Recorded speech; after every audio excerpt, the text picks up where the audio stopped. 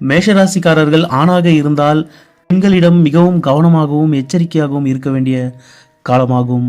இல்லையென்றால் நீங்கள் பெண்களால் அவப்பெயரை பெற வேண்டிய நிலைக்கு தள்ளப்படுவீர்கள். 7.5 சனி காலகட்டத்தில் நீங்கள் உள்ளீர்கள் என்பதை மறந்துவிடாதீர்கள். இக்காலத்தில் நீங்கள் செய்யும் சிறு தவறுகள் கூட பூதாகரமாக உருவெடுக்கும். உங்கள் வாழ்க்கையின் திசையையே மாற்றி அமைக்கும்.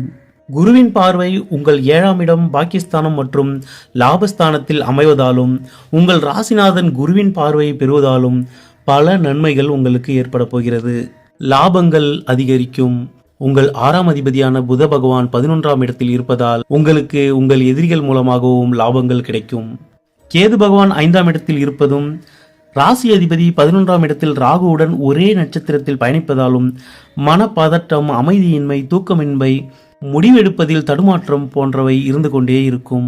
செவ்வாய் பகவான் மீனராசிக்கு பயிற்சியாகும் வரை பிபி டென்ஷன் உள்ள மேஷராசிக்காரர்கள் சரியான மருத்துவ ஆலோசனை பெற்று உடல் நலத்தை பாதுகாத்துக் கொள்ளுங்கள். இந்த மாதத்தில் உங்கள் பூர்வ புண்ணியஸ்தானம் பலவீனம் அடைந்துள்ளது.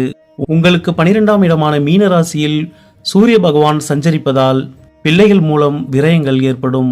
சேமிப்புகள் கரையும். பிள்ளையின் படிப்பு மற்றும் திருமணம் என சுப செலவுகள் அதிகரிக்கும். ஆனால் செலவுகளுக்கு ஏற்ற போல் லாபங்களும் ஏற்படும். இது போன்ற சமயத்தில் நீங்கள் அளவுக்கு மீறி கடன் பெறாமல் இருப்பது நல்லது.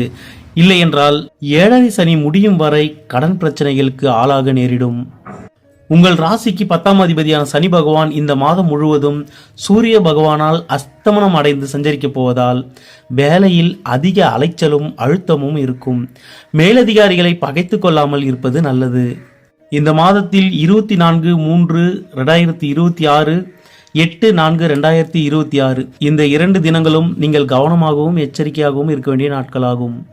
ஏப்ரல் மாதம் 2ஆம் தேதி மற்றும் 12ஆம் தேதி ஆகிய 2 தேதிகள் உங்களுக்கு யோக நாட்களாக அமைகின்றன. ஏப்ரல் மாதம் 5, 6, 7 ஆகிய 3 நாட்கள் உங்கள் ராசிக்கு சந்திராஷ்டம தினங்களாகும்.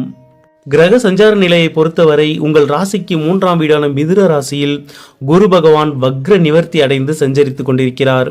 5ஆம் இடத்தில் கேது பகவானும் 11ஆம் இடத்தில் புதன், ராகு, செவ்வாய் என 3 கிரகங்கள் சஞ்சரித்து வருகின்றன. உங்களின் விரயஸ்தானம் இந்த மாதத்தில் பலமடைந்துள்ளது.